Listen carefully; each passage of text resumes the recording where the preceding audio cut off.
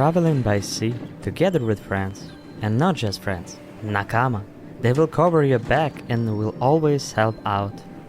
Right now, some of them are drawing the map in a chart room. Someone is reading a book, sitting comfortably in a deck chair. And from the galley, one can hear the cooking sound of another culinary masterpiece by the ship's cook. But the silence is shattered by the loud captain's yell, as he is hungry and demands meat. So, the usual fuss and jokes among the crew members begin on the ship. This is the soothing and cozy feeling that One Piece anime gives at the moment of peace and quiet. Apart from that, One Piece is also an adventurous traveling to unvisited islands, encounters with bubbly personalities on the way to the cherished goal. And for each crew member, this goal is different. Luffy is eager to become the king of the pirates. Nami wants to draw the map of all seas. Zoro's ambition is the title of the strongest swordsman. Robin seeks for the secret of this world history, and so on.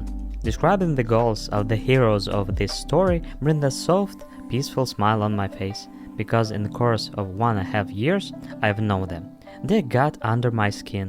And some of you might have been following their journey for years and are still waiting for the final point. Since it all started more than 25 years ago, when the original manga by Eiichiro Oda was published for the first time. He was 25 years old then, and he was excited to tell the world a story about pirates, treasures, adventures, and riddles of the realm he invented. And the years has shown that he still has some lead in the pencil. At the red, the original plan was estimated for about 5 years. But as you can see, the journey is still on. And as you know, it is now at the final stage, although even this status means at least several more years of publications. I think the fans have very ambivalent feeling about this, as on the one hand they really want to know what will be there at the end and what events will frame the final, and on the other hand it will be sad to say goodbye to the beloved heroes with whom they've spent years. After all, they've become something much more than mere anime and manga heroes for them. I'm not sure that there will be people who turn on this podcast without knowing anything about One Piece. Nevertheless, what this story is about and why it's worth paying attention to.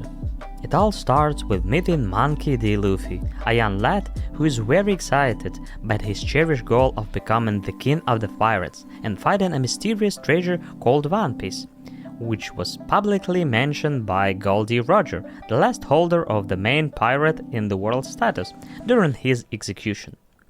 So Luffy rushes off with such enthusiasm that sometimes it even scares. But this is a distinctive feature of many shonen heroes. It's great to be friends with them, but you realize that if you get in their way, you'll regret it. That's why I still don't fully know how I feel about him. He's a humble guy who is longing for his goals. In the most cases his actions help people in trouble, but sometimes it still feels like his desires are put before some moral issues, which of course makes him not as one-dimensional as it sometimes happens with the heroes of such stories. And since we are talking about the main characters, one of the main reasons for me to love this anime was the crew and their incredible chemistry. So let's talk a bit about the crew. Zoro, whom Luffy meets first, is actually a pirate hunter, but by chance we find him caught by the Marines. And from the very first acquaintance, the Marines show itself as a dial structure that on the one hand protect people from pirates who jeopardize ordinary civilians. But on the other hand, the anime shows a lot of examples where the Marine officers use their powers to their advantage, and sometimes thoughtlessly carry out terrifying orders from above. So, Oda-san immediately shows that the good and the evil in this world, as in ours, are very woke concepts. Therefore, in such a world, the union of a pirate and a pirate hunter doesn't look like something crazy. Next, we meet Nami, whom I personally adore, and it seems that Oda-san also adored her, because I came across information that he married the girl who has cosplayed Nami at one of the festivals. But I am not 100% sure about this information. At the same time, I don't see her as some kind of ideal heroine, but she has her own personality and drive that I admire. When we get to know her backstory, it becomes clear why she is the way she is. And generally speaking, the characters' backstories belong to the list of reasons why I've fallen in love with this show. Whereas in them, Oda-san showed the truly tragic fates of the heroes that you will empathize with. And at this point I realized that the crew members are so numerous that I can talk only about them for the most of the timeline. But running a few steps forward, I will say that Nami and Zoro are all my time favorites. I love Zoro for his incredible fighting skills. Action scenes with him are always so cool. As for Nami, even though she is an ordinary person without the power of the devil fruit, she is not useless. She is an important member of the crew both in quiet moments and at the battlefield. Like you believe me, you love Nami just for her characters and not because the way Oda-san showed her, shamelessly increasing the volumes of some parts of her body. I have to admit this, however, the waist side of Nami as well as the other woman in One Piece frightens me. He drawn them very thin. And we also have Usopp, who always evokes a range of feelings. He was a kind heart, a quick mind, but he likes to pitch of work and he is a bit of a coward. A swirl of contradiction, but at the same time the most human of all. Sanji, whose dishes make you dream about the opportunity to try them yourself, but hereby he is so obsessed with female attention that he completely goes rogue, yet in the battle his unique technique are as effective as Luffy's and Zoro's. At the same time, I don't recall that he trains on a regular basis, and he definitely need to ponder on the number of cigarettes he used consciously. And when Robin joined the crew, I began to think that the creators of the Fast and Furious movie series were inspired by One Piece. And now there will be a spoiler for the Arabasta arc. After all, in this arc Robin supports the villain and helps him to organize a revolution to her own advantage. But later we learn about her goals and unenviable fate and realize that this is her way to survive in this world which is unfriendly to her. But the essence remains, she stands on the side of the opponents, but become Nakama. Just like in Fast and Furious where every second opponent become a family member. Although it often happens in anime, the villain appears to be so charismatic that he gets rehabilitated later to stay in the storyline. But this is not the case of Robin, whose life indicates one more time that this story is not about absolute good and absolute evil. And our crew is still not complete. After all, where will we be without the Doctor, who is a wonderful reindeer chopper whose plush version you want to buy immediately after his first appearance, and who knows how to transform his body into different shapes when needed. There is Frankie, who is keen on walking around in his underpants, having fun, and he also a cyborg and the Inspector Gadget analog. And after Cyborg, no one will be surprised that there is a skeleton in the crew, whose backstory again broke down a lot of viewers.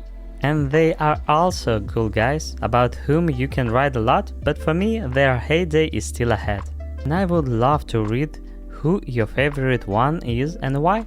And generally, why have you fallen in love with One Piece, or vice versa, how has it turned you off?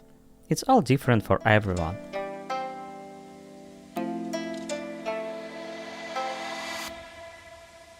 To tell the truth, I met these heroes not at the best moment in my life. And this anime became a kind of standing point from which I was able to push off at the critical moment. At the time, some very dark thoughts were filling my mind and it seems that the ground was crumbling under my feet. And in order to somehow distract myself from this, I needed something that will take my mind away and bring colors to the surrounding reality. And my choice fell on One Piece, which I began watching avidly, appreciating this world and the characters who live in it more and more. Later, I went through therapy and started taking medications to improve my condition. But it was One Piece which threw me a lifeline when it seems like it was possible to drown. In another situation, I might not have dared to start watching it, because to be honest, the amount of more than 1000 episodes will scare anyone, because it can be extremely difficult to find so much free time in our crazy life tempo. And if I was watching Naruto without fillers, as I wanted to find out what would happen next in the plot as soon as possible, then I watched One Piece without skipping, with some rare exceptions. As for me, even the filler arcs are some other little adventures with my favorite characters. Therefore, in 1.5 years, I have watched less than half of the released episodes, and I will only accelerate when the final will loom over the horizon. In my first podcast, I told you why I love anime, but I missed at least one point. This is about escapism, as it's a controversial thing. Each of us experiences a lot of stress in life. Studying, work, relationship, the surrounding reality, not always all this comes easy on us. Therefore, it's nice when there are distractors that allow you to relax. Of course, someone will say that it's better to go in for sports, go on a trip, or do something useful for yourself and other people. But this is not always possible for one reason or another. I have some different minor but troublesome health issues that make trips somewhere not the most pleasant event. Therefore, for example, I have never seen a real sea, not mentioning sailing on a ship through the sea waves. So, I think a lot of people, for this or that reason, put up with traveling through fictional worlds. And if it brings us positive emotion, helping us to move on in the ocean of concern, then I don't see anything wrong with that. Moreover, the events in the fictional works are as disconnected from reality as possible. And the most important thing is just not get lost in the fantasy world, having dissolved completely in it.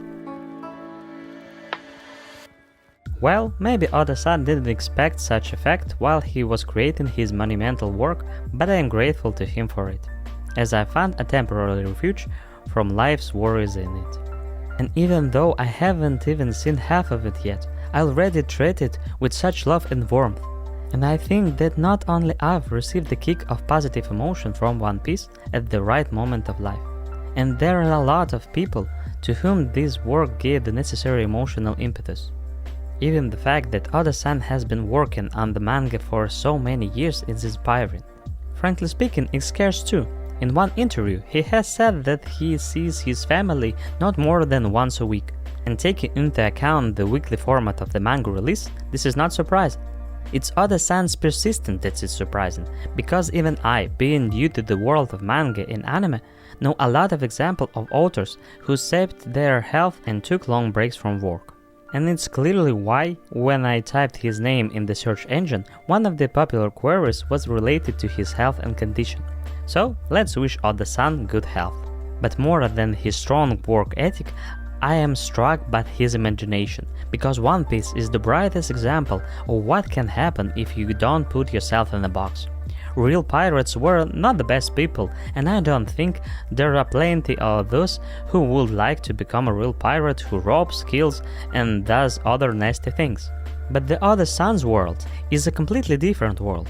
Yes, there's a bloodthirsty pirate here too, but there are also those who are entitled so because they want to rule the seas, protect people in trouble, and follow the voice of their heart.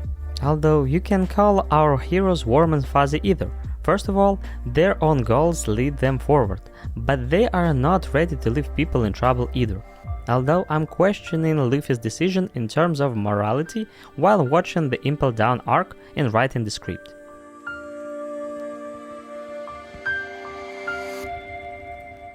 But speaking about imagination, I rather want to show incredible respect to Oda-san's for such a unique world which he has created. Every island or city visited by the hero sticks in memory with its unusual architecture, climate patterns, and the people who live there. Oda-san's mind generates an uncountable number of ideas, designs, concepts, and I've only seen part of it. As many people know, One Piece is the most popular manga in the world, and at the same time one of the most popular comics in history. And on this field, it competes with monstrous brands like DC and Marvel. But their universes were filled with a huge number of authors. At the same time, Oda-san created his own world by himself. And it may seem that I am praising this work so much to please the fans, but I truly admire because I'm almost 35 years old and I've been a fan of geek culture for most of my life. And during this time, I have seen a huge variety of concepts, worlds, superheroes, and so on. And when I started watching One Piece, it was like coming back to a period of life when everything was a novelty. Because in this world, snails are used as telephones. A city on an island can be built in the form of a huge fountain, and another one can be one that reference to classic horror films. Samurai here will use not one katana, but 3 at once, holding one of them in his teeth, and another characters will use a slingshot as a weapon of attack rather successfully, while the third one will fight with nothing but his feet, and you can go on and on like this. And the character design will always be bright and memorable. In one crew, there will be people who 1.5 or 2.5 meters tall, or even taller. There isn't even the smell of realism which can restrain the author, only a free stream of consciousness that generates idea by idea. So, I'm just glad that millions of people have accepted this work the way it is. After all, excessive bizarrerie and weirdness often discourage people. But in manga and anime, people can find all sorts of uncommon concepts and ideas. This is what distinguishes these types of self-expression from many others. So I think that it is the boundless imagination and elaboration of this world that have become the key ingredient to the success of this work all around the world. But even observing such components as action, there is something worth watching. When I first saw Luffy and his abilities, it never occurred to me that Oda-san would bless him with so many techniques that will just develop and multiply. Zoro's fighting techniques, as I have said earlier, constantly amaze me, as well as Sanji's. Theirs too don't even need Devil's Fruit to dominate in fights. It's just crucial for the first one not to try to be the navigator, as for the second one someone should keep him away from women. Usopp and Nami have to use tactics in battle as they are not as boosted as the rest. Frankie is a walking machine, and as long the stock of Kola are full, he is cool both in battles and out of them. And the main thing for Chopper is not to activate the uncontrolled mode, as it's truly scary. And I have no desire to confront Robin, as the crispy sound with which she neutralized opponents make me rather uncomfortable. Only Brook haven't been fully revealed to me yet in terms of his benefits in fight, but he'll have plenty of time for that.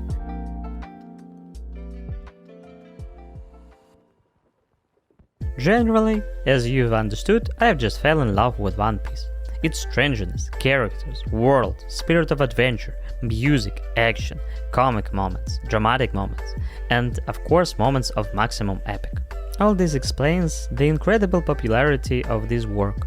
So if you haven't started watching yet, then I advise you to try, and perhaps you will become a loyal crew member of the ship as well on the way to the dream.